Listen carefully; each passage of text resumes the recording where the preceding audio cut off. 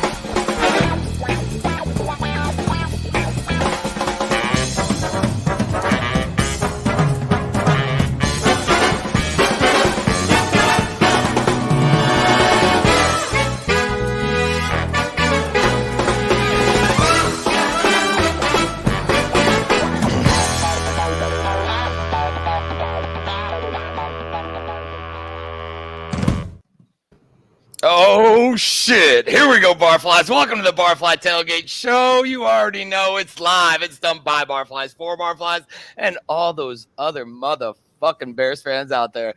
We just get a little playing time. We back on the field. I mean, the beginning kind of looked like shit, but whatever. We cleaned it up and walked away. If you want to call it a win, it's a win. It's a preseason game, whatever. We'll kick it around the room. We'll talk a little bit about this. We'll talk about, some of the BS that happened, and then some of the stuff that we're just, already looking like we need life support for. But let's kick it around the room and go from there. First up is the bearded Bears fan, Mr. AC, the Kentucky kid. This motherfucker stroking a beard. Go ahead. What's up, man? Good morning. What's going on, fellas? The off season, I felt like it was forever, but I don't know about y'all. I lived up my off season. I went to DC. Yeah. I went to a Cubs game in Chicago, and they actually won. It was crazy. I went to biggest fucking urinal in Chicago. But go ahead. Hey, it was my first time at Wrigley, so I enjoyed that. Oh, that's good. Yeah. But I'm ready to get back and kick it with you guys and talk some Bears football. Rock my Mooney today because he made a nice little catch yesterday, and I'm excited for Bears football. Yeah, I am too. I mean, of course, we're excited, but I just think that it's going to be a little scary in some places. But whatever. Next, we'll go over to Mr. Jordan Silveria. He's out in Cali. It's an early morning for you, bud. Just waking up, and we appreciate it. But what's up, dude? How you doing? Yes, sir. Good morning, Bobby. It's West Coast, best coast, as I like to say. And I mean, I fuck with you guys, but let's be very clear. Does it smell like victory this morning? Because it turns out does to me. It's preseason, but I don't care. We take W's here. We love them. It's club dub regardless. So excited. We got 4 more coming for the year. That's about it. We better enjoy them when we get them. So I'm excited to chop it down with you brothers today and talk about the game. And thanks for having me on. Yeah, man. All right, and last but not least, we got Mr. Chris Watts across the pond. Chris, what's up, buddy? How you doing? I'm good, Bobby. Or should I say Captain Bobby? Well done, mate. Oh, thanks, buddy. Thanks. Appreciate it. That's good, man. I'm good about it. You can tell Bobby's back. A little loud, little I don't know. I was like, oh shit, maybe I came in too hot. I like it, man. Yeah.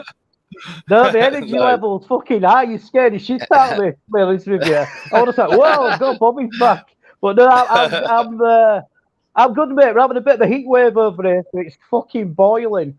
But apart from that, good to be back talking Bears football with fellas. Hell yeah, man. Hell yeah. And KB's going to join us a little later. He's leaving the firehouse, and he's sliding down the pole or whatever he does over there, and he's on his way over. So we'll see how that shit goes in a minute. The hell are you laughing at, girl? You see me over here with a headset on? All right, so let's get into this game and see, and get the thoughts from yesterday. Let's just start. I mean, obviously, we'll start with the first string. The first couple drives there. I guess we'll just start with Fields, right? Fields came out. I think he looked all right. I still think he took 2 sacks. You know what I mean? And last year, I think he had a total of like 35 sacks. It was in the high 30s, man. And those things definitely need to come down. He takes 2 sacks right off not right off the rip, but one on each drive. And I guess it started looking good at that last one, that kind of throw up to Tajay Sharp, right, where he brings it in. And that drive kind of looked better. But there's still some concerns there. AC, what'd you see on this first string offense yesterday? I mean, like you said, there was way too much pressure. And it seemed like Chris Jones kind of had his way with whoever we put in there. But I did like what I saw out of Braxton Jones holding his own at left tackle. Even though it's preseason, he's a 5th-round rookie out of Southern Utah, and he was holding his own out there. Actually, on that Tajay Sharp pass that everyone sees, the Chiefs were sending a blitz, and he held his own over there, and that was telling to me. And then, of course, like I said, I like the Mooney catch. I thought that was I think that's going to be a good – they've built chemistry this offseason, and I think they're going to build on that this season through the year. Yeah, agreed. I mean, I think the same thing. He came in and filled at left tackle. He did well.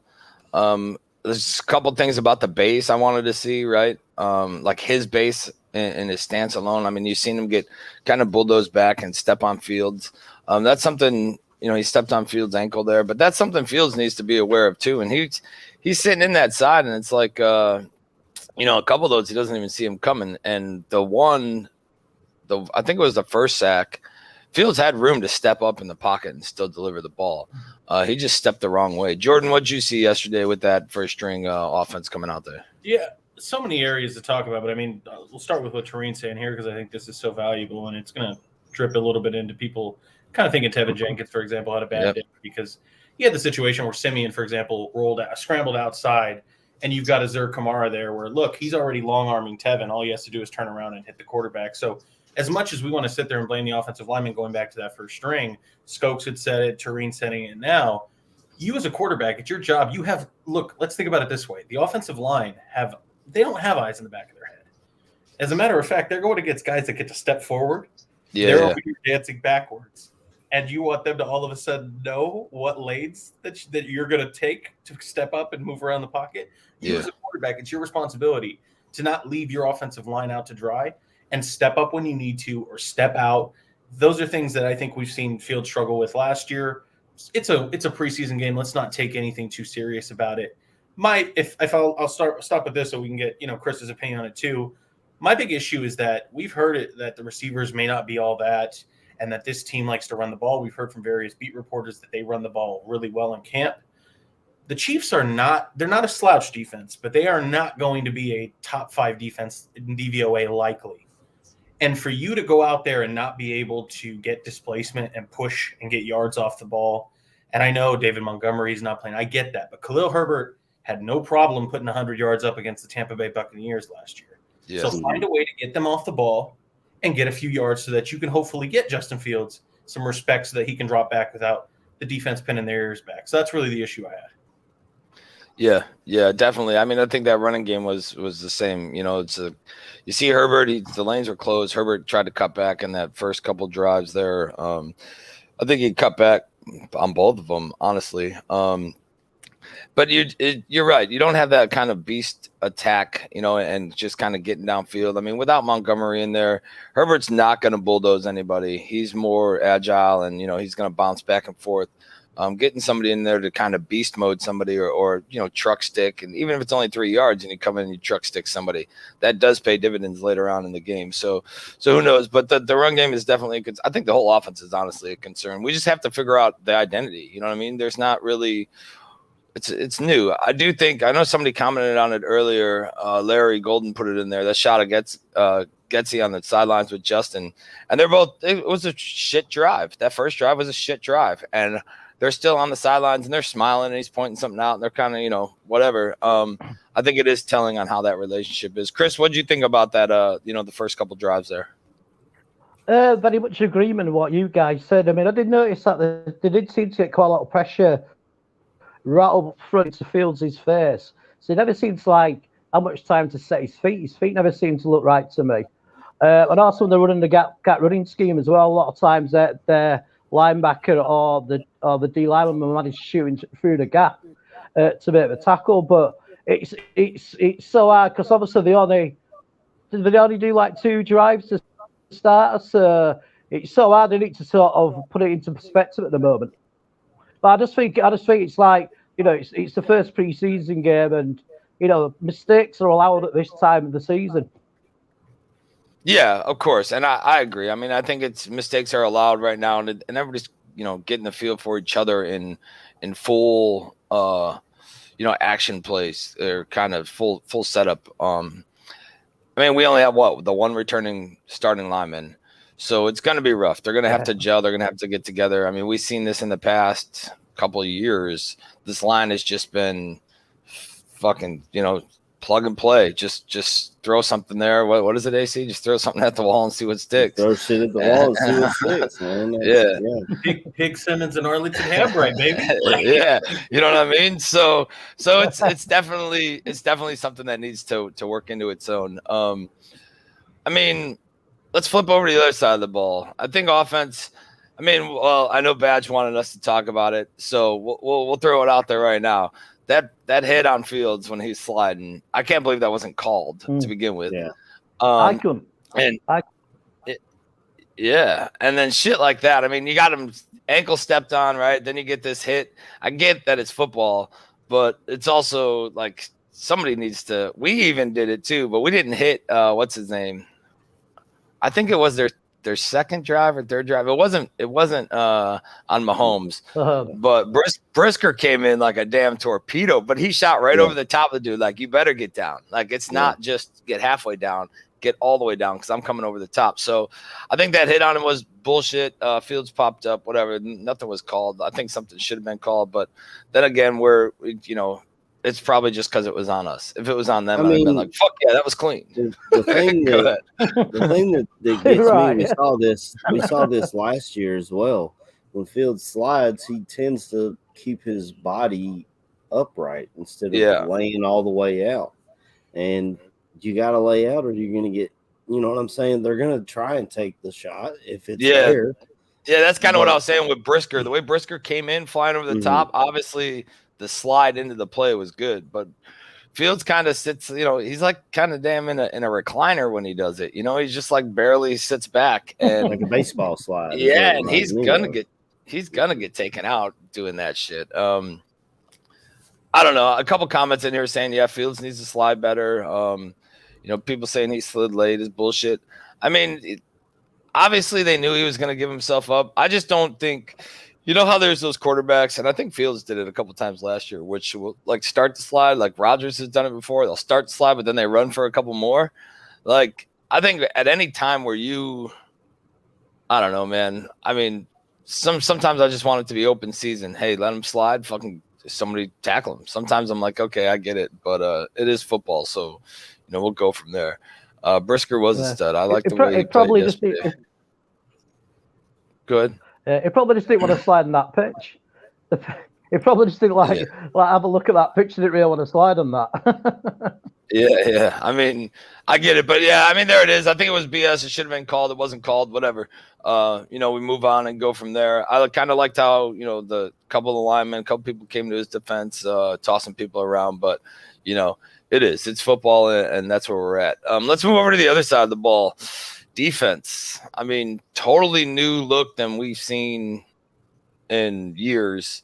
Kind of going back to the old style look. Let's get into the defense, and then we'll get into Roquan after this and everything going on with him and the stuff that came out last week. But Chris, let's just start with you, man. What did you think of the defense? What did you think of? Mahomes kind of came out and just fucking tore us apart a little bit, but it is Patrick Mahomes. But go ahead, man. What did you think of the defense? I was going to say, I would have sat there thinking after the first couple of drives going, oh, man, they're just like slicing us up. But like you said, that is Patrick Mahomes. So I just thought, rationalise your fucking fears, man. You know what I mean? But I thought the defense overall played well. I mean, I think that rookie linebacker, he was just flying everywhere. So, I mean, I don't know if he might just be like one of them preseason stars and you might not ever see him again. But I thought the defensive backs played well. Yeah, I agree with that. The defensive backs, I mean, other than Mahomes, and we were down a lot of guys. We didn't get to see Kyler Gordon, but Jaquan Brisker, as everyone has mentioned, he looked like a beast. He looked like the real deal, and he's allowing Eddie Jackson to go back to roaming the center field, which is what I like about bringing in Jaquan. Jalen Johnson looked like he's supposed to look, you know. And I just, when I was watching that first drive and Mahomes was just carving us up, I was like, when we brought Nagy in, how did this not happen in Chicago? I don't know if it's an Andy Reid thing or what, but even like on their touchdown throw, it was that little almost screen pass to a tight end that we tried time and time again, and we could never block it up right.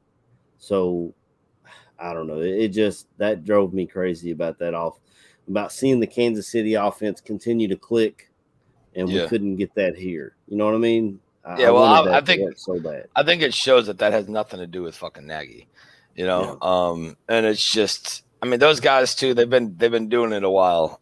They've been in that Reid offense, and they've been doing it a while. But then again, I mean, the credit has to go to their adjustments, man, because Kansas City might be. I mean, I don't know how it looks by number wise, but they have so many broken plays that turn into adjustments, rollouts. You know what I mean? The right step in the pocket, like we were just talking about.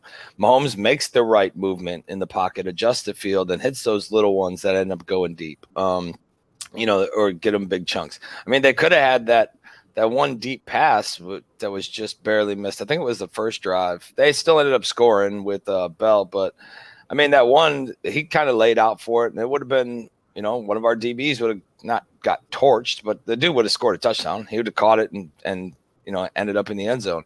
But that was another rollout kind of step up and gun. And that's what Mahomes does. And I think that there is a lot that Fields can take from, you know, going back and watching this game and kind of watching what happens on the other side of the ball too, because the same scenarios with the line and that happened. The pocket collapse. He moves up. He steps up. He rolls right, rolls left. And Fields just needs to get better at that, I think. But defensive wise, Brisker looked good. I think he's going to come up and I think he's Kyle Fuller kind of comparable. I mean, he comes running up. He gets his head in the game. You know, he does these little the hits that he's taking. The only thing I don't like, and it's not personal, I just for him, he does kind of come up and lead with that helmet and fly in. You've seen him a few times come up, and it's potential for injury, which would fucking suck because we can't really afford to lose too many more guys. But I think he played well. I think that the linebacking core, those underneath routes, those drag routes, all that, we get murdered on those by everybody, and you've seen a couple of them happen again yesterday, and you're like, shit, man. Like, here we go. But this defense is all about speed. It's all about speed and getting to where they need to be. Brisker made some good plays on the ball. I think they'll hold their own throughout. Especially you're missing Roquan, who we'll get into in a second. But I mean, I think they played well. What do you got, Jordan? What do you think on the defense? Yeah, to me, I think something to keep in mind really is that this Eberflus defensive scheme, this system is predicated on especially in preseason even more, it's very simplistic in its design of, look, we're going to run some cover one, some cover 3, some cover 2, maybe an occasional cover 1 robber, maybe some buzz weak. For those that I know I'm talking a little bit scheme, that means your safety's coming down to rob the middle of the field. Cover 3 buzz weak, you're running three deep, you have deep thirds in the back half, as well as your strong safety, typically Brisker in this situation, is buzzing down on the weak side to cover that back half so that your post responsibilities can be taken by Eddie and you're not getting conflict. Sorry about that. I know I'm kind of going deep here, but the whole general point of that is you're and this is what I worry about in the season when you're going to go up against Aaron Rodgers or Patrick Mahomes. And look, it's worked in Indianapolis, it's worked in Chicago, it's worked in Tampa Bay. I'm not so worried about it, but the whole idea is that when you play this simple defensive bend, don't break, and you don't have a lot of exotic looks, when you play the elite quarterbacks, you saw it there. I mean, Patrick Mahomes had this beautiful throw where he's stepping up, looks like he's going to run, and he's literally looking at the linebacker just to float it past him to Travis Kelce, and that's the Patrick Mahomes special. What I think you're hoping as a Bears fan, and I don't even think it's just us, I think it's Eberflus, this whole bend don't break system only works when you're going, look, they're probably going to score on us, but can we find a way to get a turnover, a punch out, a tip ball for an interception? That's how we stop a Patrick Mahomes and Aaron Rodgers. And the reality is it just didn't happen yesterday. No sacks. There was decent amounts of pressure, but no tip balls.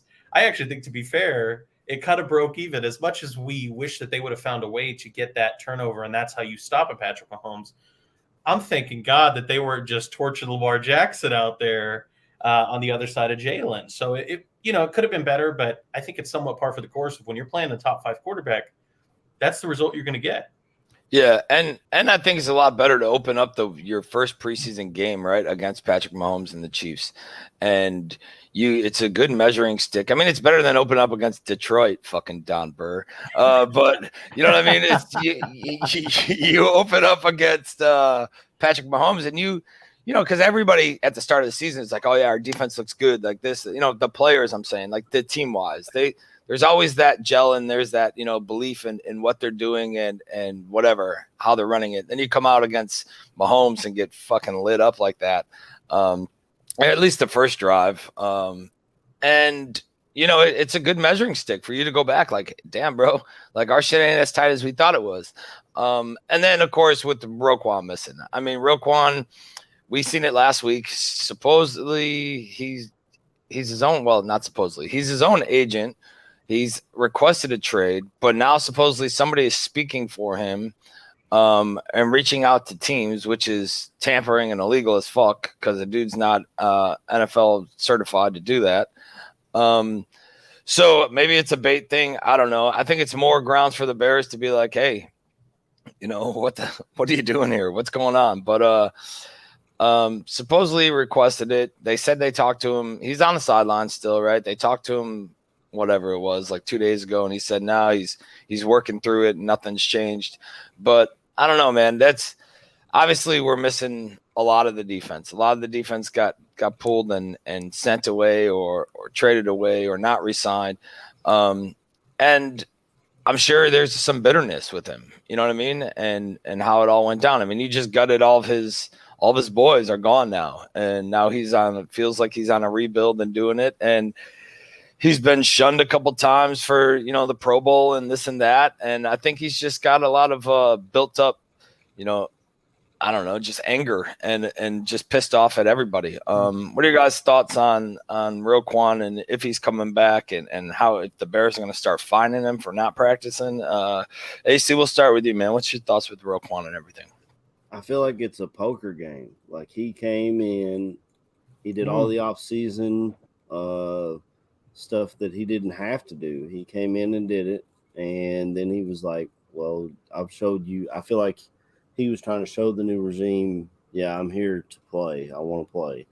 And then when they came in with a contract that he felt disrespected by, and I've heard rumors of the numbers, but none of us really know what they offered him. And Ryan Poles talked about having historical pieces in the contract that he felt like shouldn't have made him feel disrespected. But it's a poker game. They're going back and forth, calling each other's bluffs. They put him on the pup so he didn't have to worry about the media, or they didn't have to talk about it because he was an injured player. And then they pulled him off the pup, and they were like, "Your move, Roquan." After he went, through Ian Rappaport and released that statement. I don't know if they'll find him. If they do find him, maybe they'll put something a little extra in his contract to cover those fines. Yeah. But I think it ends up getting worked out. I mean, he's a big part of this defense, but Ryan Poles is smart. He knows he has a rebuild ahead of him. He's got a Justin Fields contract possibly in 2 years. He's got a Darnell Mooney. If he continues to ascend and be the number one wide receiver, that's going to be a big contract. The way these wide receivers are getting paid, so he's looking at the future, not just this year. And yeah. I agree, and I think what Cliff says here reminds me almost exactly of Roquan's first signing, where he did the same thing. I mean, honestly, Roquan's at a disadvantage here. Yeah.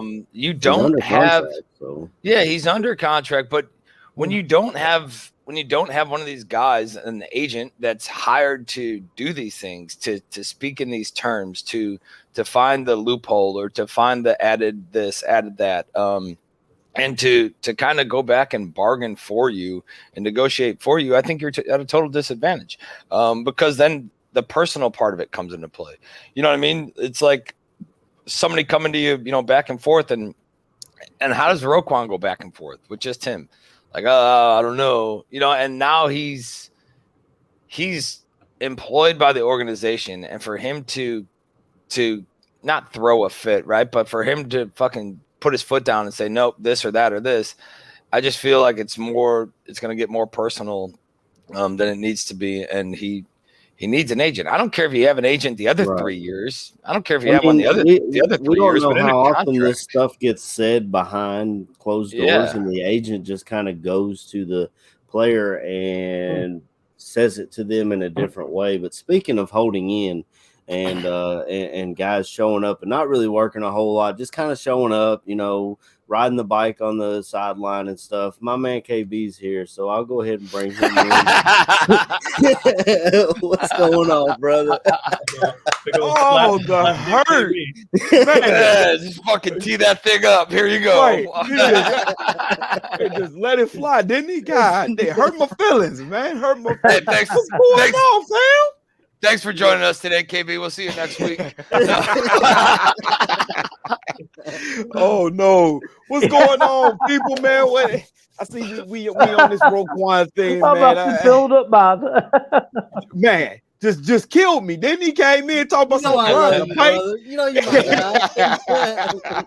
What's going on, people, man? What's going on with all the fans in the chat room and everything like that? My boy Bobby Bombs back in the stadium. Hey. You talk about somebody that took some time off, boy. What man. you mean? It's the off season, man. I gotta get my body right. You know what I'm saying? I stay in my bulk phase over here. The bulk phase. That's what it was. I stay in my bulk phase, baby. Hey, my boy, he said, you know what, man? I'm gonna go ahead and skip OTAs. I'm gonna skip training camp. I'm just gonna come back and play the game. Just know that I'll be back. But yeah, man. Good being back, man. Took a little bit of a hiatus, man. It's good seeing you fellas on the screen, man. It's good seeing you, man. Good hearing the voices. I see my boy, you know what I'm saying? AC been out here just globe trotting all over the place, man. Posting all these pics on vacations and whatnot. My boy Jordan just on everything, got his hands and everything. Then you got my boy across the pond with my boy C-Dub. What's good, C-Dub? How you doing, KB, man? Oh man, you know me, man. And I've been absolutely fucking nowhere. Hey, I'm right there with you, baby. Yeah, man.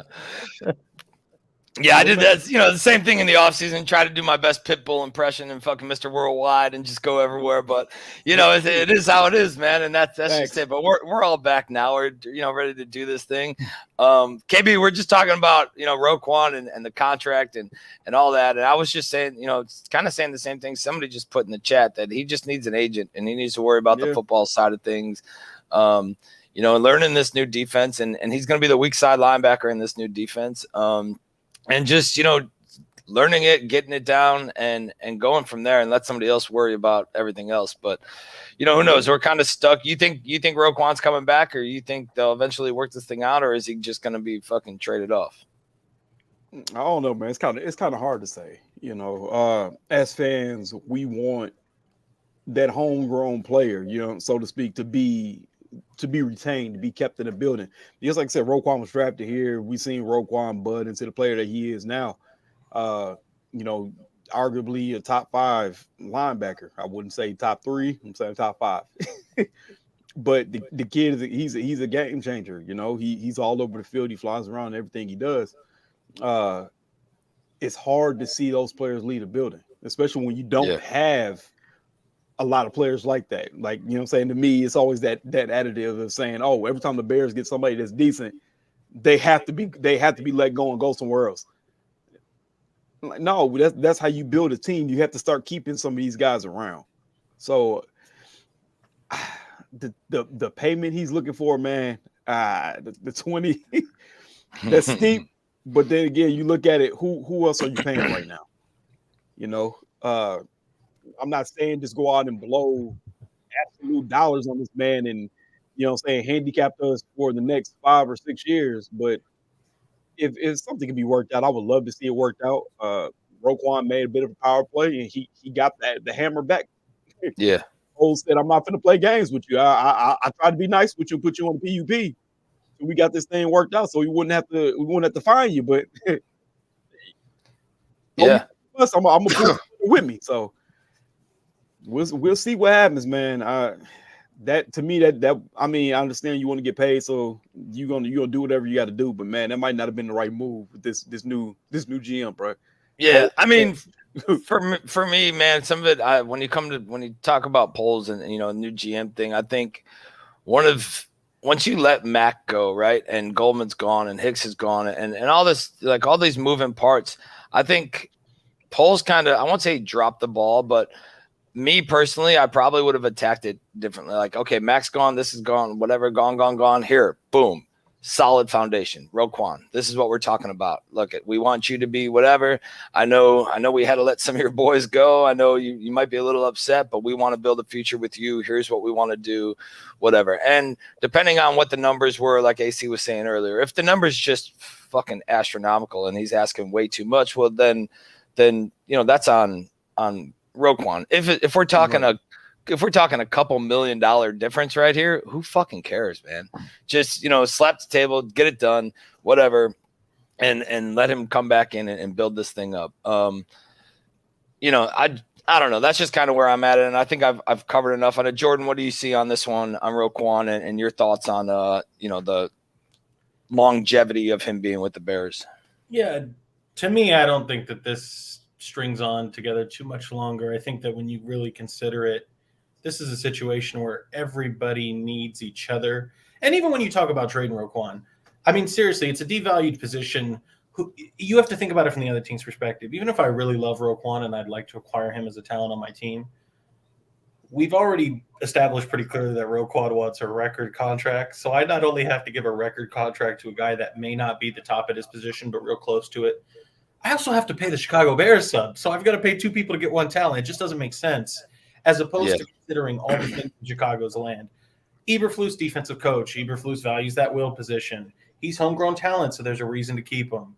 You can probably keep him in-house. He actively says he wants to be a Chicago Bear. You're going to feel like you're missing him, as you saw yesterday in the preseason game. There's too many reasons to say, let's keep this man in. If I could add one little thing to kind of just make sure everybody's clear on it. When you add him to the PUP, he can show up, no penalties, no fines. Took him off the PUP. This is the part just so we're clear on it. He is only fined or penalized if he does not show up. Yeah. Because he's showing up and holding in, it becomes more of a private matter. Not losing money. So you can penalize or fine him if you've removed him from the PUP and he shows up, but he is not practicing.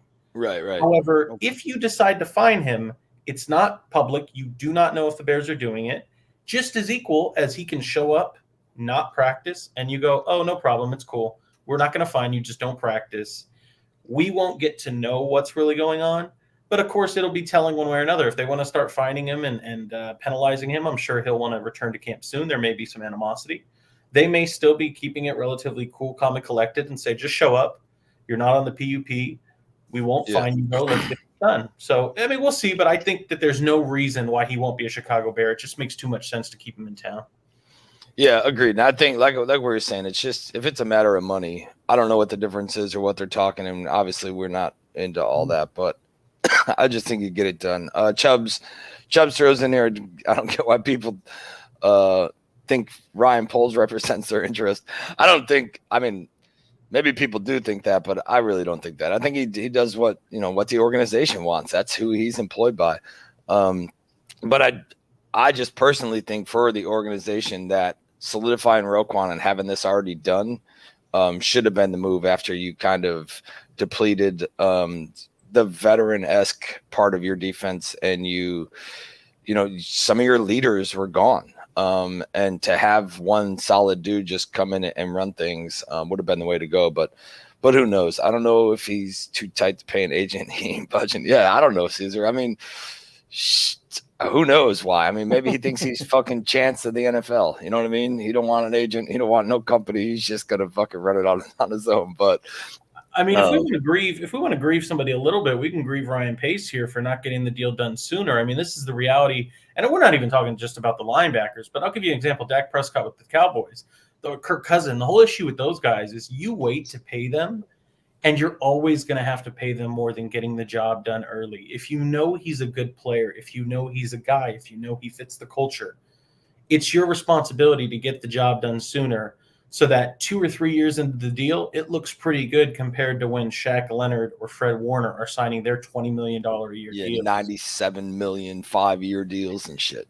Yeah, we shouldn't be here trying to get a contract. It should have been done well before his 5th year option even enacted. So yeah, I mean, but is part of that because he doesn't have a fucking agent? Is part of that like, well, hey, sorry, it's mid-season. I'm focused here. Can we talk about this later? Or whatever. I mean, if he had an agent, that shit could be getting worked out while Roquan's at practice, while he's in the gym, while he's playing games, and not distracting him from the gameplay. And who knows? I mean, granted, Pace fucked up a lot of shit. Agreed. But I don't know, man. I think not having an agent is the worst part about it. I think Roquan's should be a stable in Chicago. I think he's done great for the fucking city, and he's been shunned by the NFL a couple times. But I think he is, a fan favorite or obviously one of the best players on the fucking defense. And that's just, kind of where I'm at. How he fits in this new defense, I think he's one of the guys that it doesn't really matter. He fits into any fucking defense. You get Roquan Smith and he's going to fit into your defense no matter what scheme you're running. And, I guess that's just where I'm at on that. KB, we kind of went around before you hopped in. What'd you think of this offense and just offense, defense? What'd you think of the game yesterday, man? What are some standouts for you? Standouts definitely just the defense, man. I haven't watched the defense play and had that much fun just watching in a long time. Just seeing people swarm to the ball, you could tell the stark difference between an Eberflus-led team and a Matt Nagy-led team. Because, man, some of the boys on defense is flying around. The Brisker, that's a topic for a whole section by itself, because the man literally forced the damn 3 and out by himself. Like, but offense, I say we get into some of the more hard hitting points. Offense, you could tell it's a lot of work that needs to be done. I'm not gonna sit here and say that Justin Fields lit it up, but you see that the offensive line isn't where it needs to be. I'm wondering if Patrick is that much of a factor, because Musgrave's getting rolled over. You can tell when there's somebody who's more technique and just smaller and can't do it, compared to the corn-fed big dude that's like, I'm big and I can do this. So I would love to see what the line looks like when he comes back. I feel like Field to have more time to actually sit in the pocket, because yesterday you seen him just rolling out and you seen that pocket starting to collapse. The wide receiver core, you got everybody missing. I mean, Mooney's going to be Mooney. You seen the catch. It was beautiful. The running backs, I think we need to stop with this comparison of Khalil Herbert being better than David Montgomery.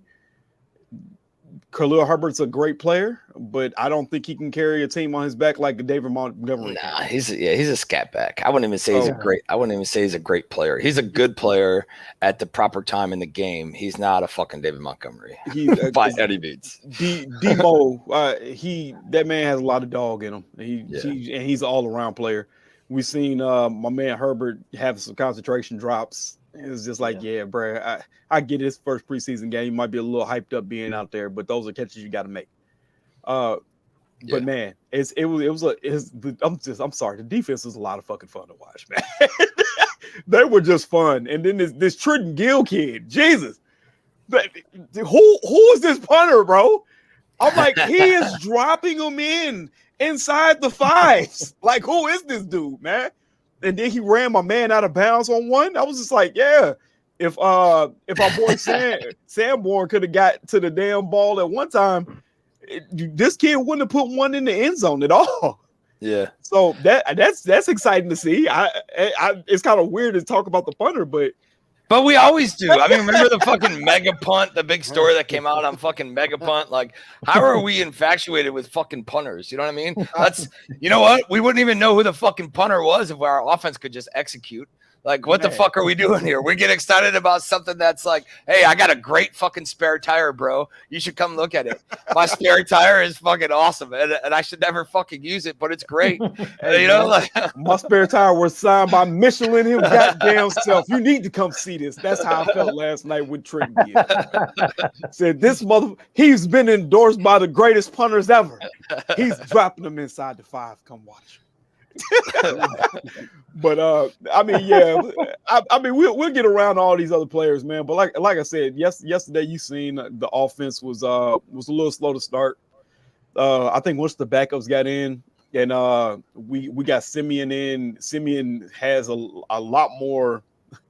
He seems more comfortable in the pocket than Fields does right now, which I mean it's not bad to say because Simeon's done this for a while. He's been a starter in Denver. He's been a player on the Saints roster that's contributed, you know what I'm saying, immensely.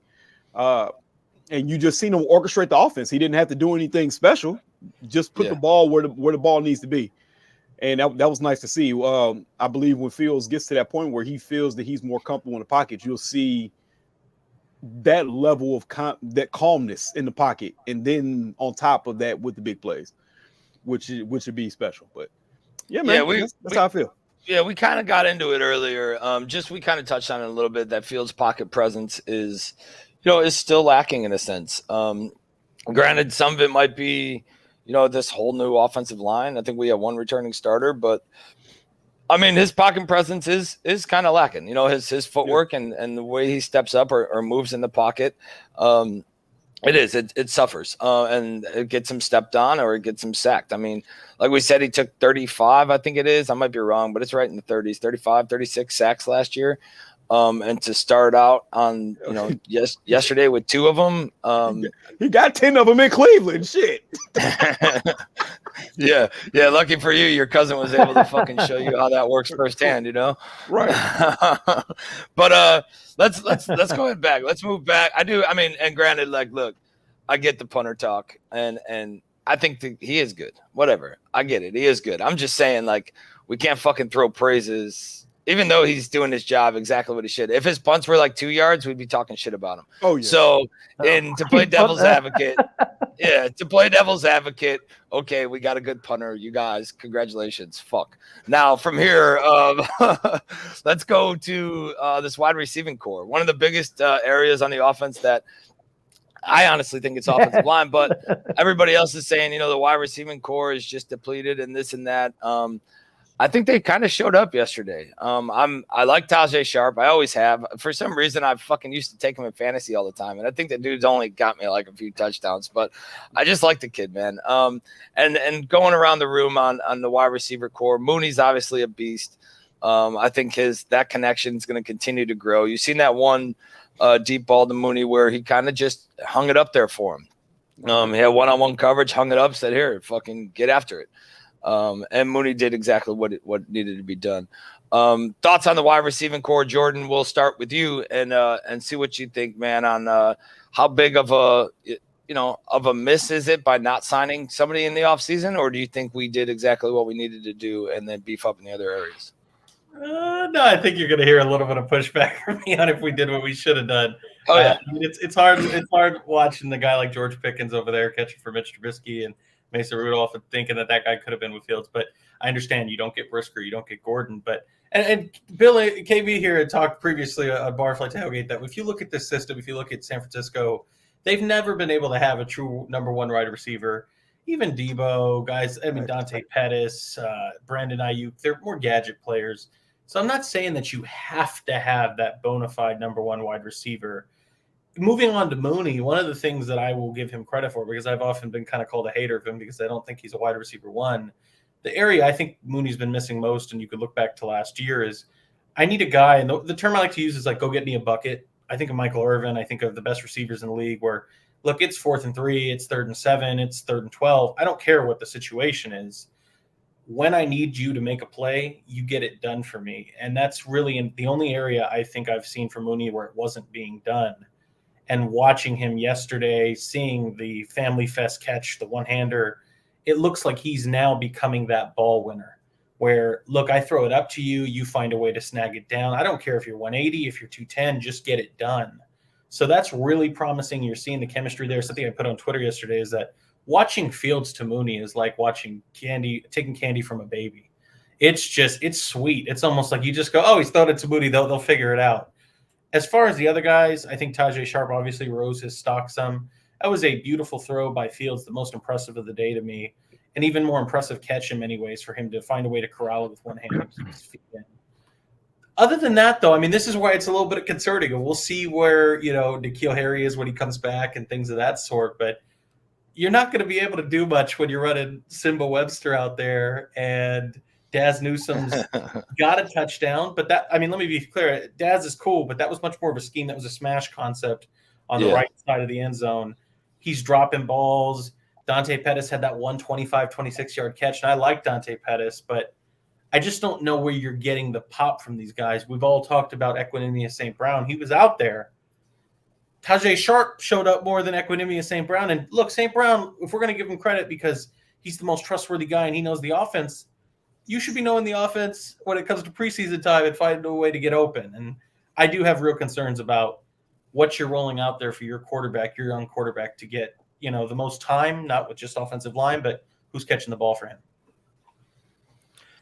Yeah, agreed. I mean, I think I agree with you on the Mooney thing. I don't think he's a number one. I think he definitely is talented. He can develop. But the problem is who's next? And if we're putting all of our fucking chips on Tajay Sharp, I mean, whatever. He came out, he had a good game, but there's still some lacking there. If we're gonna be depending on the scheme, and all that, if that's what we're gonna do, then maybe we do have some of these quick hitters. I mean, we didn't see there's still pieces that can step up and come in, but I think a lot of this goes to developing too. How does this new coaching staff develop their players? We've seen in the past that there wasn't any development. There wasn't they weren't building off of anything. There was no developing of the players. We kind of brought them in. They were here, then they left. Here, then they left. And there was nobody started out, and then just blew the hell up. And I think Mooney is on that trend, and he's somebody who can do it. But I think we probably should have brought in. But I don't know what the options were. Maybe they tried, and the money wasn't right, and the pieces weren't right, and who was asking for what just didn't work out. AC, what about you, man? What do you think of how this wide receiving core looked yesterday, and what do you think their future is going to look like? I think Mooney is a number one. I think he can be a number one. If you look at his numbers, they're comparable to Terry McLaurin in Washington, who is a number one wide receiver. If you look at his height and weight, it is comparable to Stephon Diggs. He doesn't have those numbers yet, but he's been in a completely different offense as well. EQ, I wish I could have seen more of him. Tajay Sharp was out there making plays, doing what he had to do to keep himself from getting cut. I wish we could have seen some Velus Jones, but I guess he's dealing with a nagging injury. I'd love to see how they're going to use him because I saw him up close and personal here in Lexington last year, and he tore us up. So I know he can make plays. I know he breaks tackles and all that kind of stuff. I know it's not a wide receiver, but I would have liked to seen Cole Kmet yesterday just to see, because he was working with Mooney and Fields this offseason as well, building that timing and that chemistry together. And then he didn't He didn't play, did he? I don't think he did. No.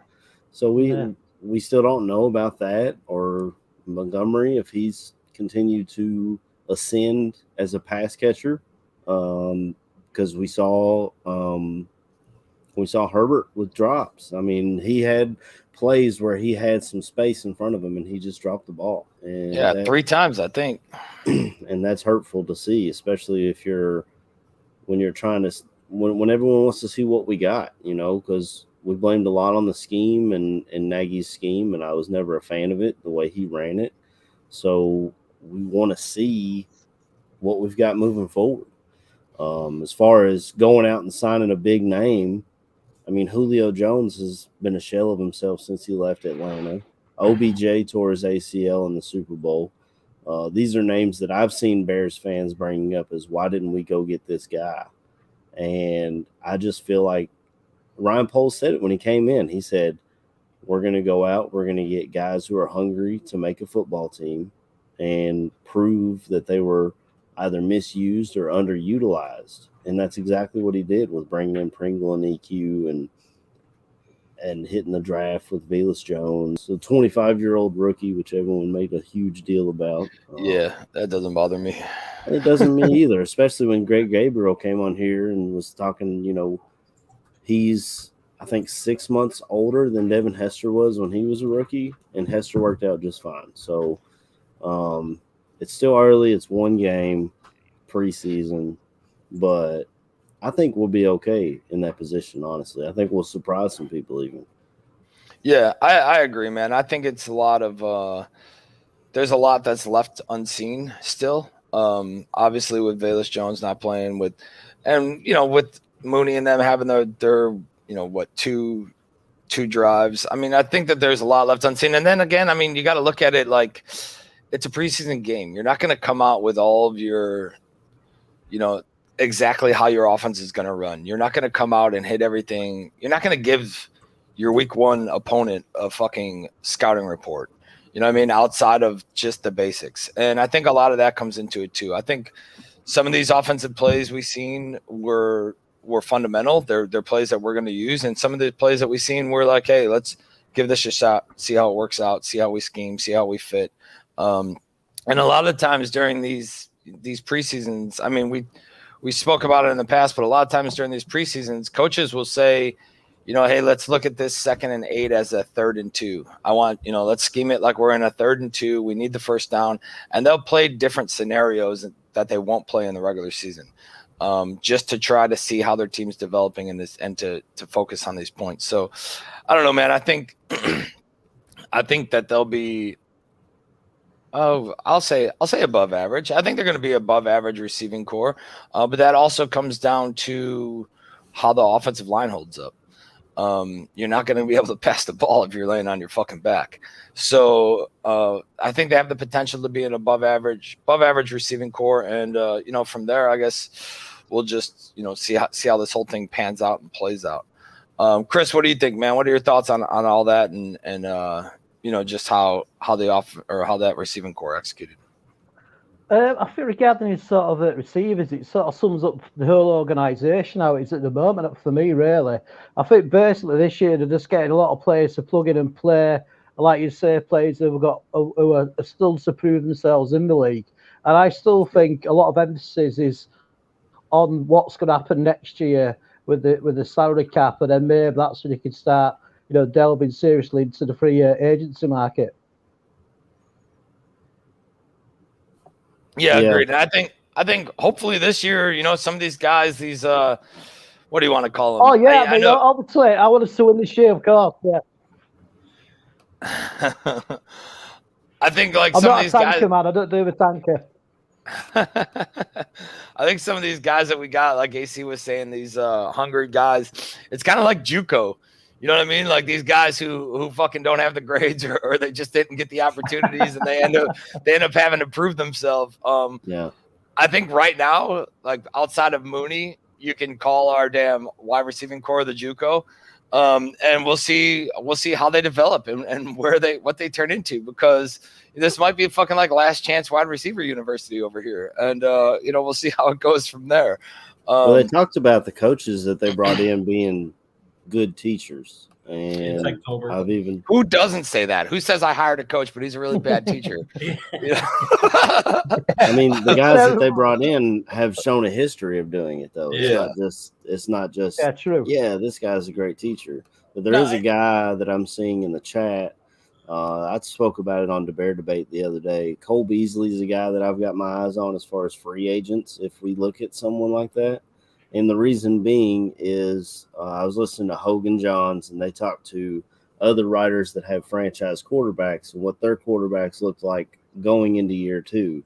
And one of those was the beat writer in Buffalo. And when Josh Allen was going into year 2, his top 2 targets were John Brown and Cole Beasley. So Cole Beasley has shown the ability to help a young quarterback succeed and ascend to the level that they want.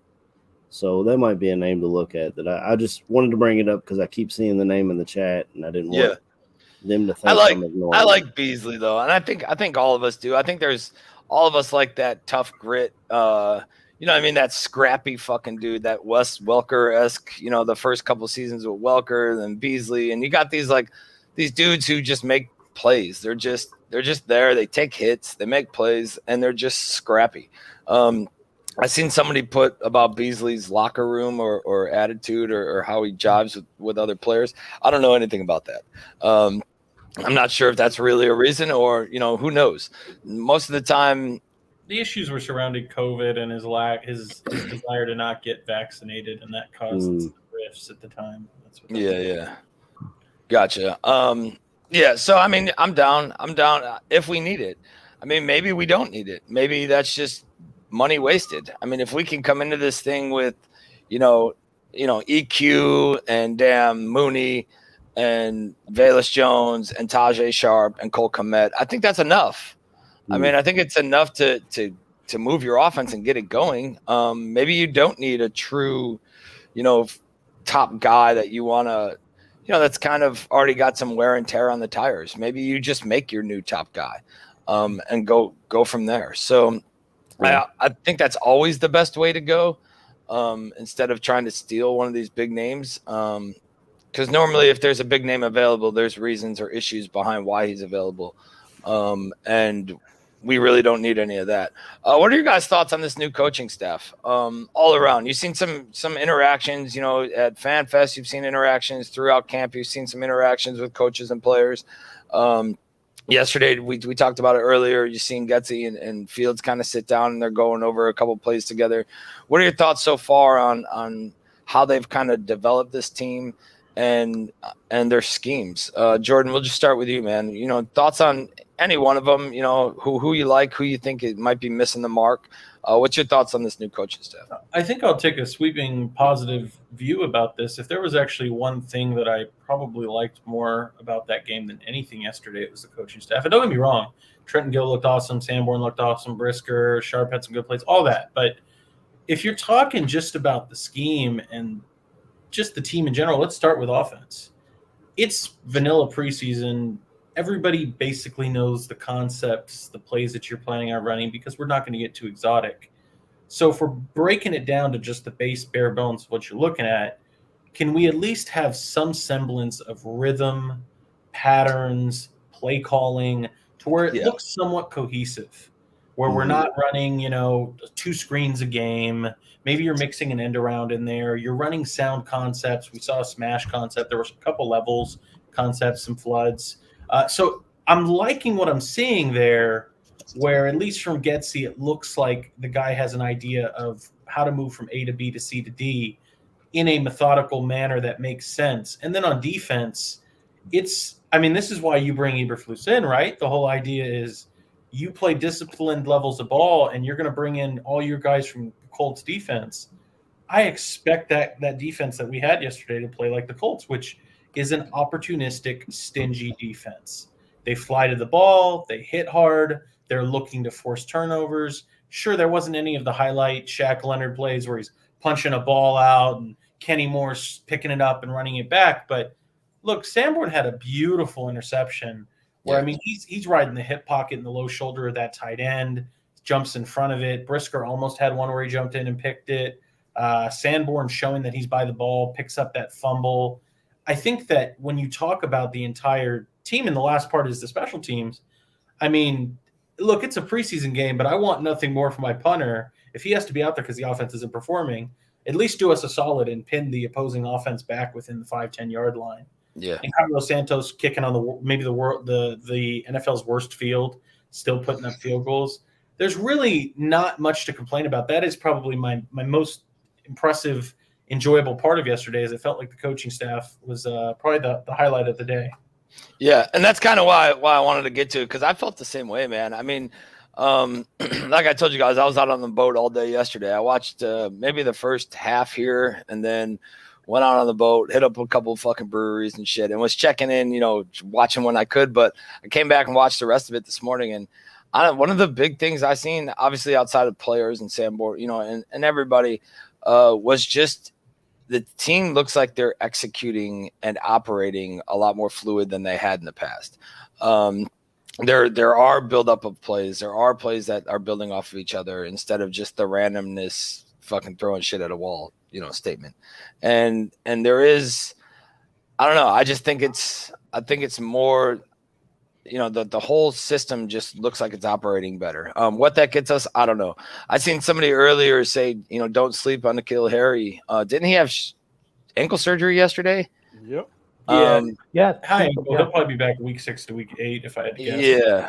Yeah. So I mean, it's another point. Another guy, we didn't really mention him when we were talking about wide receivers, but hey, there's that. But I don't know. I think the coaching staff looked good.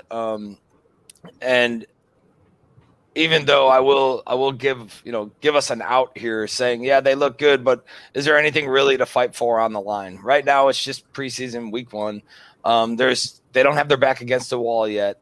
There's nothing that's, stressing them out at this moment. Because it's just, seeing what you got. So we'll see how they are when their back's against the wall, or when we need that last drive to fucking win a game, or we're put in that position. So I just think so far so good. There's nothing blatant that you're just like, what the hell? And, so far it's going. So KB, what do you think, man? What's your thoughts on it all? Man, it was refreshing to see the camera get panned to a coach and you not see his head buried in the playbook. I think that was the biggest part to me. Nothing seemed like it was too much. We didn't see the timeouts to think about whether or not we're gonna we're gonna take the timeout just to see if we're gonna throw the flag. As soon as we had a challenge, it was lights out. If we wanted to go for it on 4th down, it wasn't hey, let's take a timeout to try to figure this out. It was already relayed to the offensive coordinator, hey, this is what we're going to do in this situation. So you don't have to get with me. You can just go ahead and go do it. It seemed to be more cohesive, I don't know if it's because we've just had it so bad for the past fucking decade with all these coaches that we finally get one that's halfway decent so far. And it's like, okay, that's how the operation is supposed to run. It's people are talking. And look at Chubbs' comment, and there was no delay. No delay of game coming out of timeout. Exactly. Man, we're shooting for the fucking stars over here. You know what I'm saying, man? But you heard Eberflus talking about it in his presser, man. He, it was a lot. It was a lot of talking with the refs, and that's something I got to get used to. But when he got to talking about the position coaches, you see a shot of Gessie. Gessie's attentive. He's looking at the field to see what the fuck is going on. Like I said, not buried in his playbook. You see Allen Williams looking at the field, walking up and down the sidelines. Mm-hmm. It's like I said, it's just refreshing.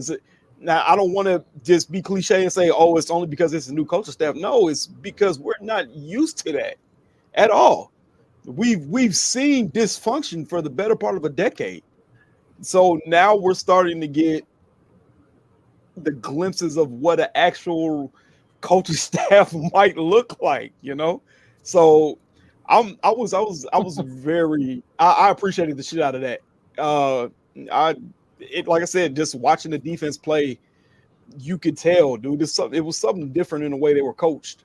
because you didn't see these 10 penalty games. We had 5 penalties yesterday. This is our first game out, dog. This is not the worst thing in the world. Like I really feel like this head coaching staff is putting these kids to the fire and doing what they're supposed to do, man. So like I said last night, I enjoyed watching it just from the coaching aspect. It was amazing.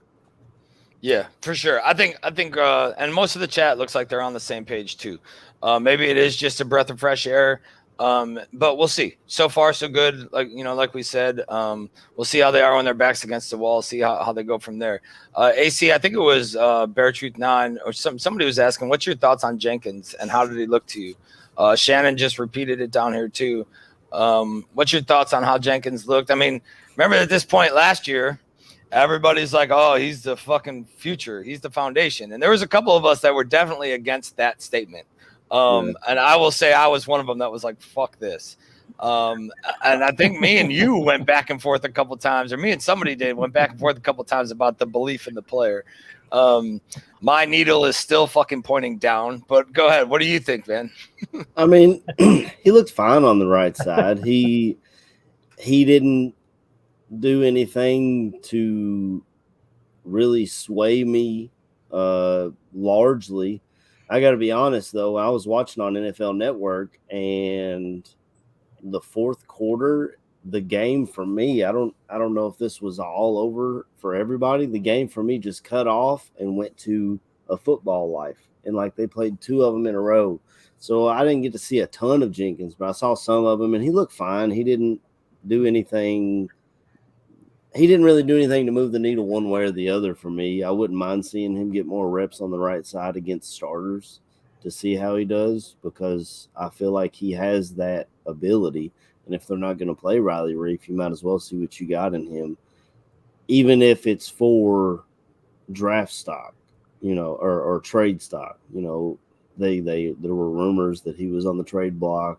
He came out and said that he wasn't, and that he was fine with the coaches and all that back and forth. But I mean, if he's not practicing or playing, he doesn't have any trade value. Yeah, no value. So I mean, he was fine. I like him better on the right side than I did the left side. I like Braxton Jones on the left side. I think maybe for me, it's more so of the draft stock where he was taken. And it's no shot at the player. Like, the player doesn't put himself there. The league puts him there, or the teams put that expectation on him. And I'll say I don't think he's reached that, and I don't think he's going to reach that. If you're talking about him just being a value-added lineman, then sure, cool. His pass protection sucked, I thought. I think he's still – I don't know. Maybe it's his head. Maybe I don't know what it is, but I just don't think he's what – we are who they thought they were. I don't think he's fucking along those lines of, being who we thought he was going to be, or who a lot of people thought he was going to be. But whatever, maybe he'll get better. Maybe this coaching staff turns it around. Maybe the, a couple of those nagging injuries that he had are a big part of it. Who's to say? I don't know. I just don't think that he's what we had originally thought when he was drafted. Jordan, what do you think, man? You guys can't get me started on this fucking topic. Because you don't know me, I'm probably the biggest Tevin Jenkins fan you'll find. It's like I take the shit personally, like you're talking about my boyfriend, even he's not. Look, Barflies, we love you being here. I'm gonna call Chubbs out a little bit because he's talking some shit about, good thing our backup quarterback has a good stiff arm, because Tevin Jenkins, and he sucked in pass pro. I mean, well, first off, Chubbs, let's get your analysis on it. Let me tell me why you think he sucked. Because you want to talk about a guy that's been a Chicago Bear for a while, was Charles Leno. And I know everybody hates Charles Leno. I'm not telling you he was the best tackle ever. Yeah, I don't hate him. I like him, but go ahead. There's a certain point, Bobby, where look, we need don't get our guy fucking killed. Don't be a turnstile. Are you getting Trevor Siemian or Justin Fields killed? No. Were the pass sets perfect? Absolutely not. Did he allow pressure way too quick? Yes. Is it his first game back? Yes. But at any time, did he just completely whiff a block and let Azur Kamara or George Karlaftis, a 2022 first-round pick, hell of a player out of Purdue, did at any time Did he just go, oh, shit, I let him cross my face, and now he's just going to blow into my quarterback? No, so before you start telling me that Tevin Jenkins sucks and he can't do pass pro, put some fucking context on it, because I just think that that's lazy-ass analysis. And yes, you could see I'm getting heated by it. It pisses me the fuck off, because you want to talk about the Bears' offensive line yesterday. Look, anybody that doesn't know me, I care about the offensive defensive line. If there's a specialty in what I view, that's what I'm talking about. You've got me fired up now because you want to talk about Khalil Herbert and how he didn't perform yesterday. How about getting the line to push the defensive line off the ball for fucking 2 or 3 yards so that he has an opportunity to cut the ball back? You've got the offensive line going east and west with no push, and you want your running back to turn magic out of that, pulling a rabbit out of his ass. That's bullshit. You want to talk about Tevin Jenkins specifically. There was not I put this on Twitter, it's not an iota or a modicum of a guy that pushed his defender off the ball the way Tevin Jenkins did yesterday. I can show you clips of Tevin Jenkins fucking burying guys on the Chiefs defense. Braxton Jones, Cody Whitehair, Sam Mustipher, Ja'Tyre Carter, Zach Thomas. Nobody did it like Tevin Jenkins. So as much as you want to say he's rough, it's one game back. Give him his fucking reps and cut the shit. I'm sorry, that's my soapbox. No, I get it. It pisses me off. Tevin's a tough topic for me. No, that's fine. But let's stay on it for a second. So look, my thing with Jenkins, like I had kind of said on like as we were going, was, and it might not be a shot at him, it might be a shot at the organization, but he was brought in to be somebody I don't believe that he was ready to be yet.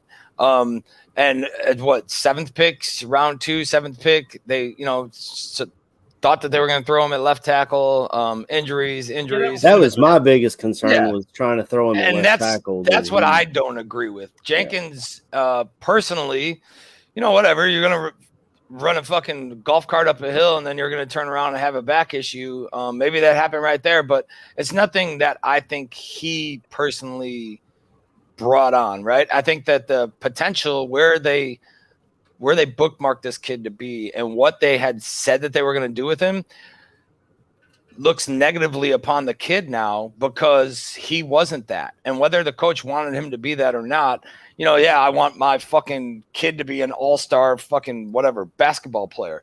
Bitch can't dribble. You know what I'm saying? Like, it ain't going to work, and when you put those expectations into place, I think it makes the kid look worse than he is.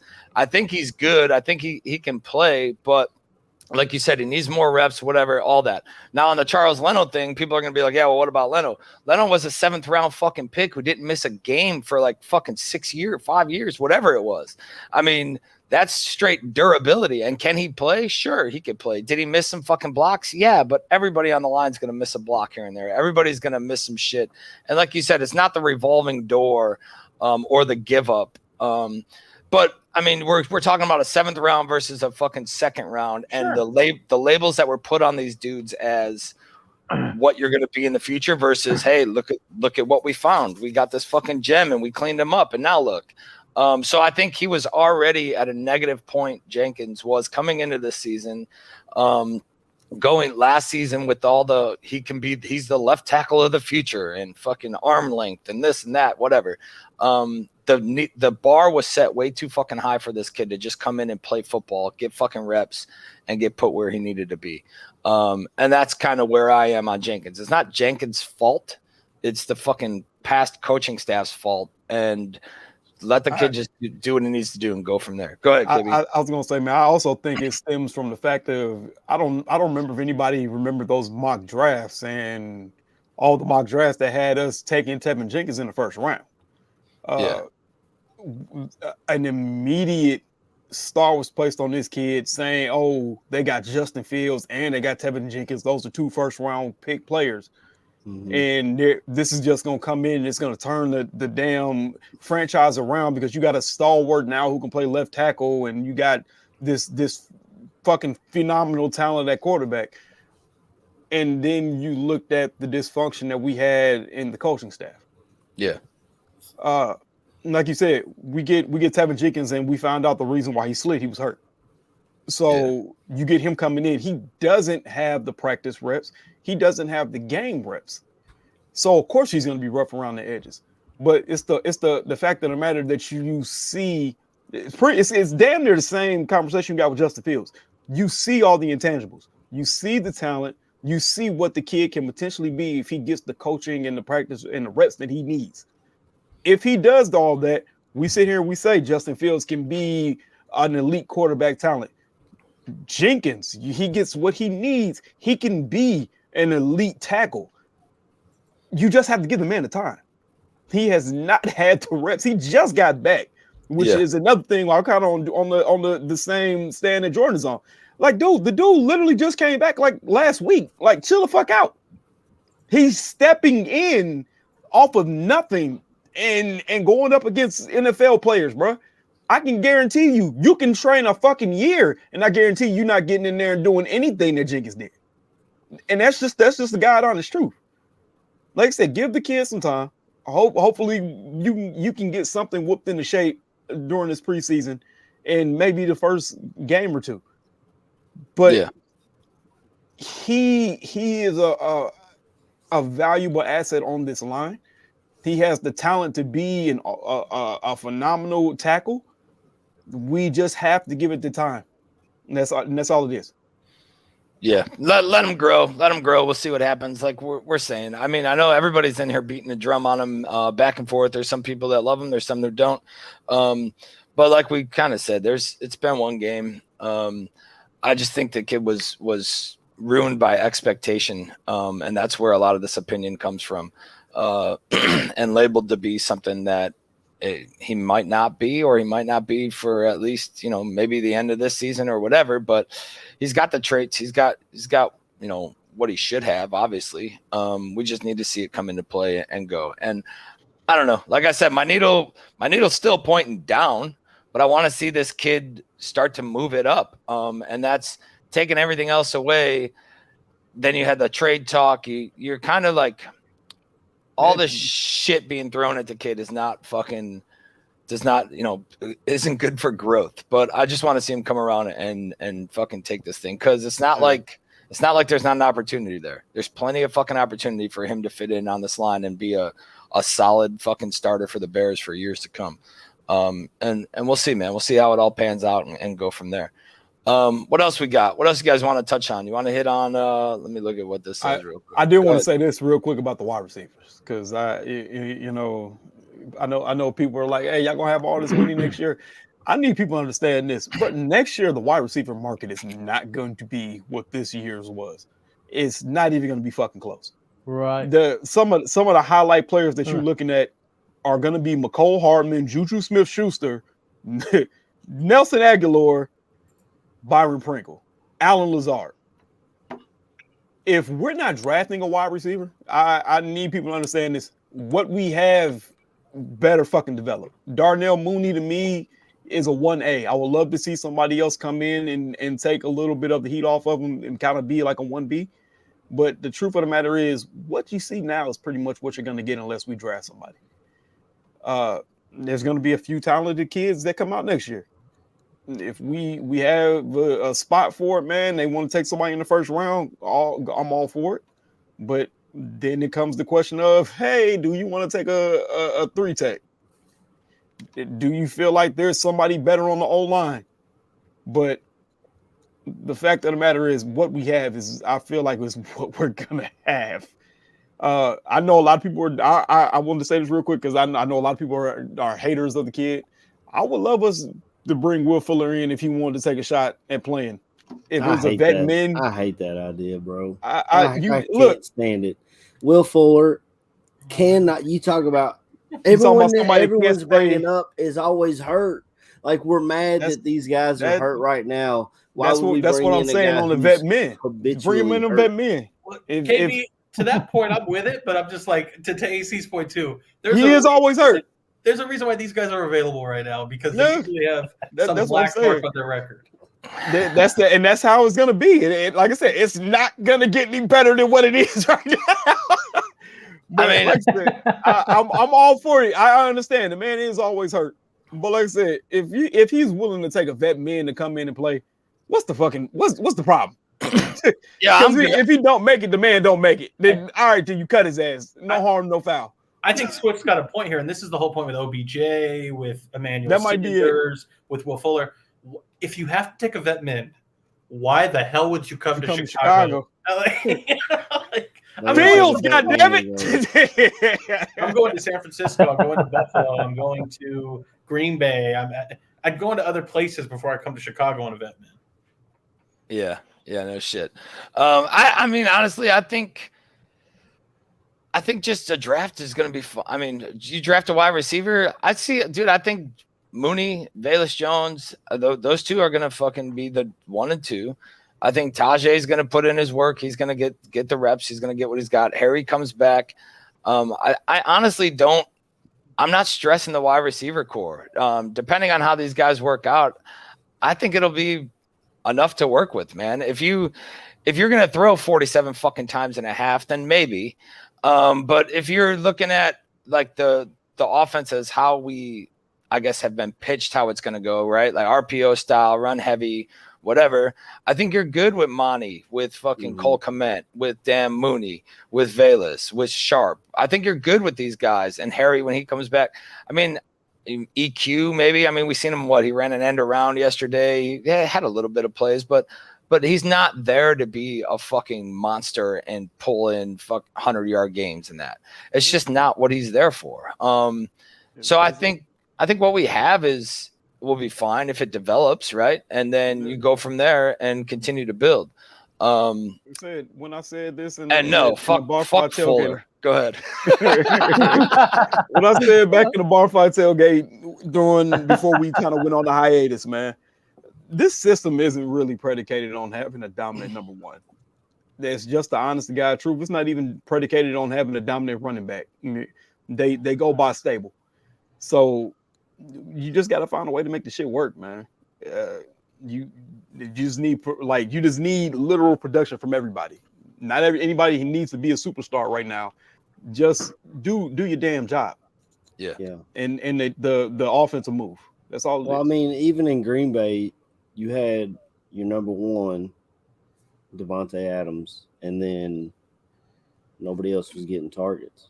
So if that's the base of this offense, you're going to have Mooney getting a lot of the targets. Cole Kmet, if he is able to get open and actually catch the ball. And then you're going to see a lot of using David Montgomery, Khalil Herbert, and Ebner, who we saw yesterday, regardless of who he was playing against. Ebner looked fast. I mean, he was doing his thing. So I think that's where we're going to see a lot of the target shares. And as far as the draft next year, buddy, you know me, I'm a draft guy. I've already looked at. This dude's already got mocks. Hey, I haven't ran any mocks yet, but if the Bears end up with a top 10 pick, I'm thinking the kid that just went to USC, I think his name is Addison, or a guy that I saw, he actually got hurt when he was playing against Kentucky last year from LSU. You know, LSU's got those wide receivers. Yeah, he's good. So that might be somebody that other Bears fans in the chat. I thought we might need a left tackle, but honestly, I like Braxton Jones. I'm gonna give him a shot. Let him see how he's doing.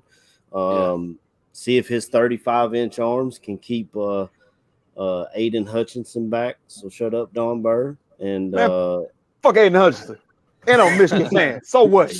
I gotta tell you, AC, are you familiar with Cedric Tillman, Tennessee wide receiver? That's my guy. Yeah, he was he's a big dude, right? Yeah, 6'3", 200, 215 out of Vegas. Killer X receiver. Yeah. Hey, man. I mean, they used Velus a lot in that game last year, but I feel like every time they would throw a deep ball, it was to that guy. Because I remember he had long dreads, right? He's got dreads. Yeah, I believe he cut him recently, but he's a good player. Oh yeah, I mean, I think the last thing we got another game in 4 days, right? We played Thursday night against Seattle. Yeah, Thursday we're heading to Seattle, which will be good. I mean, it's another test for the coaching staff. You're going to a place where it's been a solid team, in years past. We'll see how it turns out now, but you got the 12th man, you got a loud stadium, you got a lot of extra additives, which you wouldn't get from Detroit. Fuck you, Don Burr. And, just things like that. Don loves when I fucking compare everything to Detroit. But, you know what I mean? So it's another test for them, and we'll see maybe some more reps. It might be roughly the same. But overall, yesterday, what was your thoughts? Did your thoughts on the team sway one way or the other after seeing the first preseason game Did you see anything that you found more potential, or maybe something that you thought was going to be good and is kind of lacking? Jordan, we'll kick it with you, man. Thoughts overall yesterday? Has this team moved at all one direction or the other? Yeah, I mean, it's always more complicated than to say it's just straight up or straight down, but I'll take it a little bit more positively. I'll say that the arrow's pointing up. I think that I'm most excited to see, and you're already seeing some progress or proof of this, that they're letting the kids play and the kids are hungry to earn their spot. And I think that at the end of the day, it's not going to win you a Super Bowl, but it's going to make you a real scrappy team that's a tough customer. And I hope that we are flying under the radar the way that so many teams every year do, and then come out and, like I said, maybe you're not winning a Super Bowl, but you're punching a few people in the mouth by surprise and winning a few games that you shouldn't be. Yeah. AC, what do you think, man? I think the biggest thing I saw yesterday was effort. Eberflus came out in his opening press conference. He said, we're going to be an effort-based team. We're going to run that hits philosophy, and we saw it on the field yesterday, whether it was the starters or it was the guy who might be selling insurance next week. These guys were out there playing hard, played to the whistle. That's how you end up with turnovers, because everyone's punching at the ball and being in the right spot. And I think that bodes well. I know 98% of bets in Vegas have been for the under of our 6.5 win total.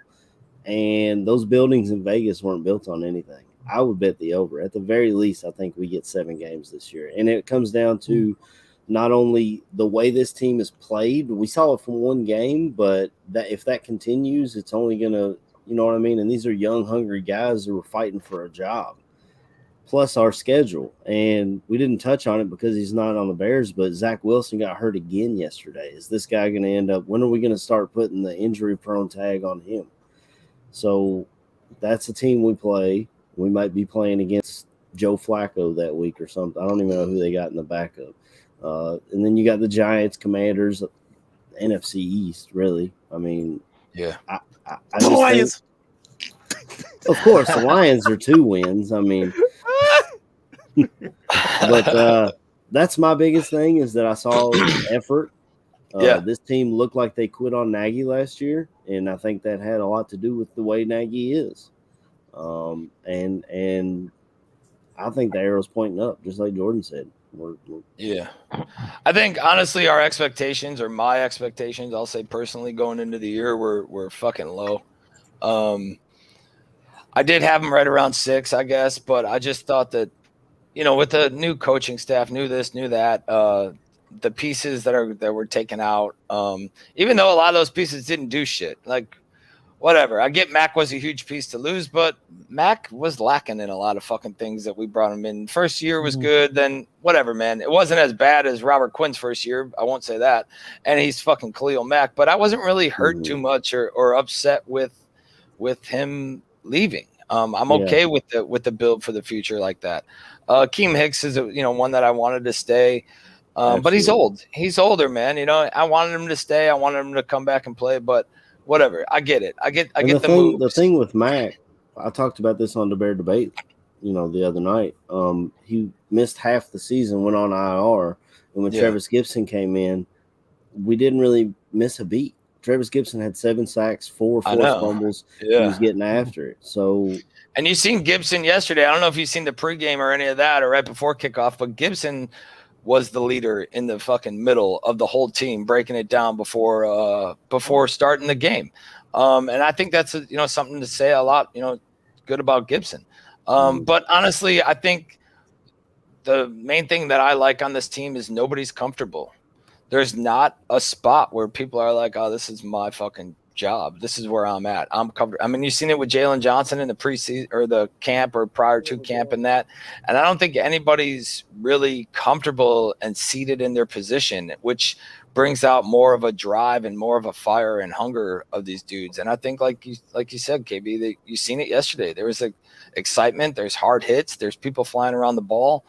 And it's a lot different than we've seen in the years past where guys were just kind of like, well, yeah, this is mine. I know, like I'm fucking starting. So fucking, but there's more hunger on this team right now than there has been in years past. And I like that. I think it's going. Chris, what do you think, man?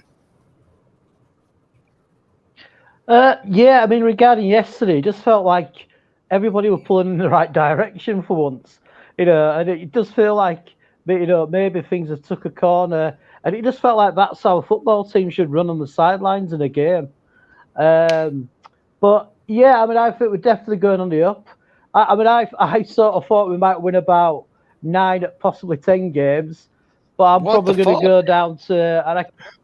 Yeah, man, that's what I originally thought, but. Chris is on that marijuana.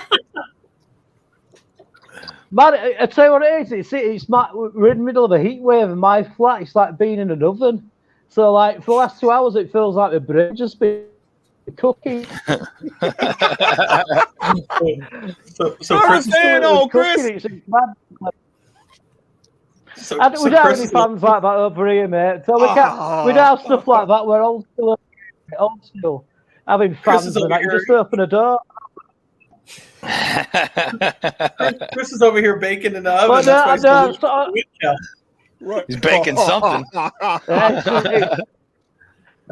Yeah. But no, I mean, I think it just sort of they look like they're going in the right way. And it was just good to see a head coach not with a play sheet like this all the time, and then looking down, going, I hadn't really thought about what I should be doing for this part of the team as well. So it's early days, and like you said, Bobby, as well, about nobody looks like the job's safe, and that's only got to be good. Yeah, agree, man. Hey, I know KB, you wanted to touch on it. We kind of we didn't go off the rails, but we kind of just directed another direction or went another direction. But right guard, man, there's I think Bear Truth 9 maybe was the one, but there's a couple people asking. Yeah, asking about the right guard position, man. Go ahead. What are your thoughts on the right guard position? We'll kick it around to you guys. I don't really have anything right now. I mean, go ahead. You Schofield came in. Schofield looked shaky. I get it. It's first game for him back in a minute. I'm pretty sure he was injured last year, wasn't he? But it's like the same story with Jenkins, man. You got to get some of these dudes time. Schofield literally just got here about 2 weeks ago himself. You have to look. Jatari Carter look decent with the backups. There you go. That's it. You have a battle. Yeah. Let the best man win. There's no reason to even speak on the center. I seen he said something about the center. Lucas Patrick has to come back. Once he comes back, I'm pretty sure you're going to see a lot better center play. I've already mentioned that. I feel like that man is that big of a piece on that line. He came in and literally people pointed at him and said, "Yeah, he's the captain." Enough said. Like you don't even need to say shit else. You have a battle at right guard, man. That's what it is. And then once my man's back from being hurt, you have your center. Yeah, I guess I can kind of pick up on that and dovetail KB's point, and Al 4000 was here talking about, like, do I think Jenkins, for example, should play tackle or guard? In respect to the right guard position, I'm going to kind of poke a little bit of fun at the Jenkins situation. It feels like he hasn't been given the best developmental track. He's been shit on with his confidence, injuries, trade requests. I mean, if we're already going to kind of just continue to shit on the guy, you might as well ask him to really prove himself. And I'm right guard, baby. Yeah, well, I'm half joking, but I'm actually being somewhat serious here. If you want me to be critical about a guy that I'm a big fan of, and this goes back to some of his college tape, he isn't the best when dealing with speed rushers. Joseph Osai took him to task when he played Texas, and I mean, he and Ronnie Perkins from Oklahoma. He had a few examples where these speed rushers. Yesterday, Azur Kamara had a couple good plays. Guys that are speedy off the edge, he has a hard time bending the arc with. And so if that's really a concern where you feel like he struggles out on an island and you want to sit there and kind of make his developmental path, hey, you want to be a tackle, you want to be paid like a tackle, you got to prove yourself. At the end of the day, we're talking about just put your best 5 out there, right? And if he's a guy that gets displacement and kills people off the ball, maybe his pass protection isn't great, then put him inside where he has some help from his tackle and his center, and then just tell him to go to work and maul people in the run game. And at that point, great. Well, who's playing right tackle? Well, it's either Riley Reef or Larry Borum. I'm good with either. More likely Reef. Yeah, so it becomes Braxton Jones, Whitehair, Patrick, Jenkins, and then you get Reef or Borum out there. I'm not opposed to that. And then to keep Tevin motivated. Hey, Tevin, if you really you get your build his confidence. Get your confidence up, build your pass pro, you may have an opportunity to move back outside where you want to play. And you always have the inside-outside versatility where, God forbid, Larry Borum or Riley Reef went down. You could then say, Jenkins, let's move you out. And then we're going to push Tyre Carter up or one of those other guys, Schofield, to play guard in your place. Yeah, I mean, and I know we kind of touched on it enough, but that's kind of where I was last year on the whole Jenkins thing. Start him at inside, put him at guard, let him get a feel for the NFL. I mean, we showed some of the tape of him getting the edge taken on him last year after once he first got here and all that.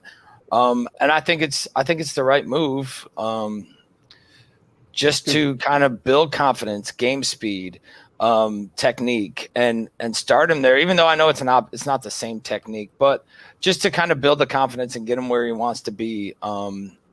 We just want to make sure the best 5 are out there, right? We just want to make sure you're giving Justin Fields the best chance because the 5 people ahead of him are the best possible permutation that you could come up with. Right. I don't care if Jenkins is your fucking center. Just get the best 5 out there. Sure. Can you imagine that motherfucker pulling? Ooh. Yeah, like I'm just.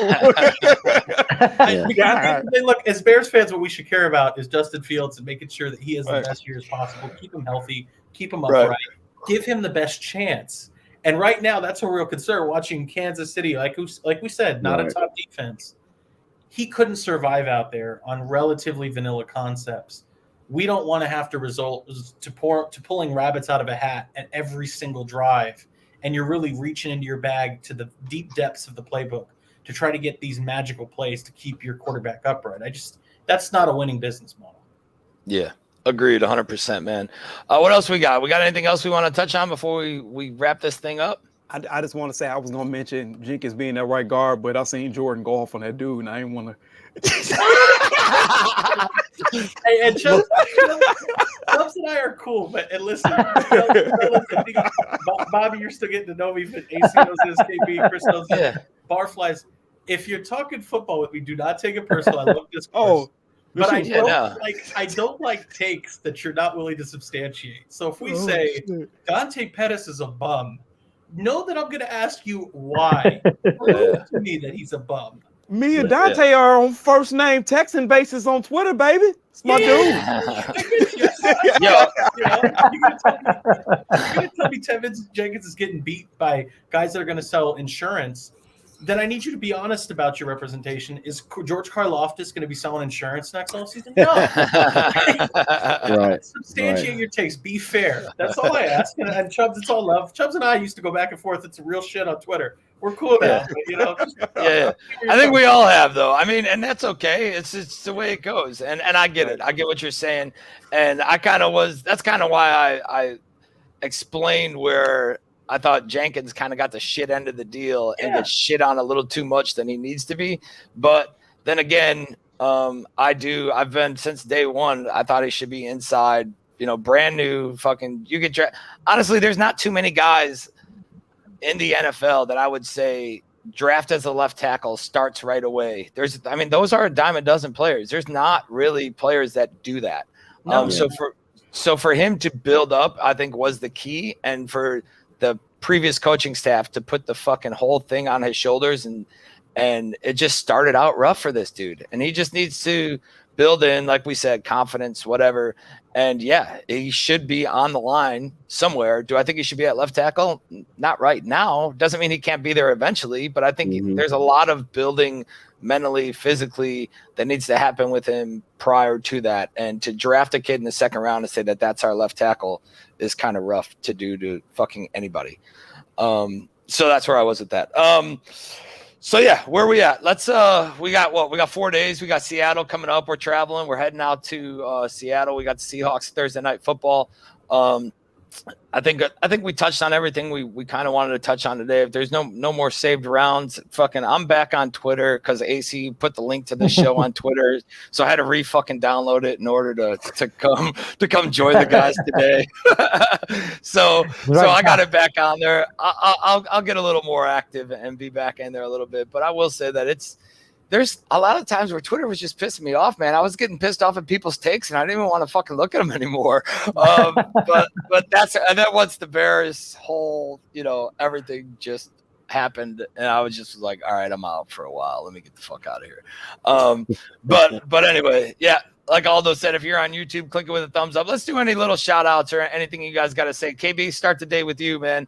Any little shout outs, anything you got before we wrap this thing up? Oh, man.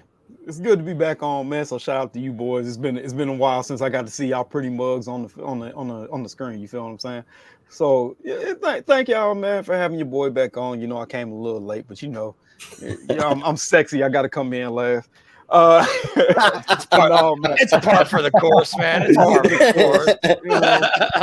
course. Man, shout out to the chat, man, because like I said, it's a hell of a thing to interact with you people and then have people that actually jump up. It used to be at 8 in the morning, 9 in the morning, just to get on here and talk shit with us, man. It's humbling. It makes us feel good about what we do, man. So we appreciate y'all in the chat.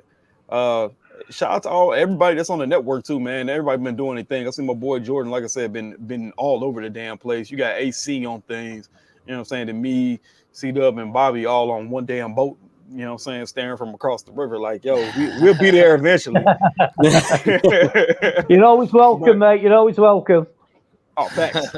But like I said, man, love you boys, man. Love the fans, man. Love the chat. Y'all in here, man. Hit the damn like button, man. Get us some exposure, man. You know what I'm saying? It does stuff for the YouTube algorithm. I hear YouTubers say that crap all the day. For nerds, all that good stuff. Yeah, you know all the nerd shit. Do all that. All the hit nerd the thumbs shit, up. You know Get the nerd shit going. Thumbs up, like, subscribe, you know what I'm saying? Retweet, do all of that good stuff. Hey, all of it. Get it real going. quick, man. Shout out Swift Sports Network, man, because I watch his YouTube channel too, man. So y'all follow that man too. He spit some good facts. But yeah, bro, that's all I gotta say, man. Love y'all boys, man. Good to be back, man. Good to be back. Yeah, absolutely, man. And the chat was going fucking nuts this morning. A lot of good input on there, a lot of good breakdown, a lot of just extra shit. I mean, we're here to talk, right? And talk about what we believe, but we also, I mean, you guys throwing stuff out there for us to hit on it and whatever. I think it makes it genuine and makes it, just give it how it is, man. Swift, appreciate you in there. All the other guys, fucking Chubbs, ain't seen you in a while, but like I said, I took a little hiatus. I took the off season, man, and I hit my bulk phase with all the fucking off season. Well, yeah, all that. Bobby was out there in the mountains with a fucking monk robe on. I was, dude. I was in the Georgia. I mean, just in the last month alone, it's been Florida, Georgia, Reno, Arizona, Cali, and Virginia and North Carolina. So yeah, I was everywhere, man. but yeah, man, it's great to be back. I think this is season number 6 for me. Aldo was texting me last week, and I think this is year 6. So I mean, I got a longer tenure here than half the fucking players do on the Bears. On his last year of this contract, he got to call Roquan to have him negotiate his hold-ins. Dude, I've been on this team longer than the Bears been on that team for fucking players. I don't think there's anybody that's got a longer tenure than I do with the Bears. But that's it. Shout out to Mr. Aldo Gandia hopping in there. Good seeing you, buddy. And then everybody else in the chat. It's great being back. Great to get this thing going. And no, I didn't retire yet, Jeff, but maybe one day. I will never retire. I'm not listening.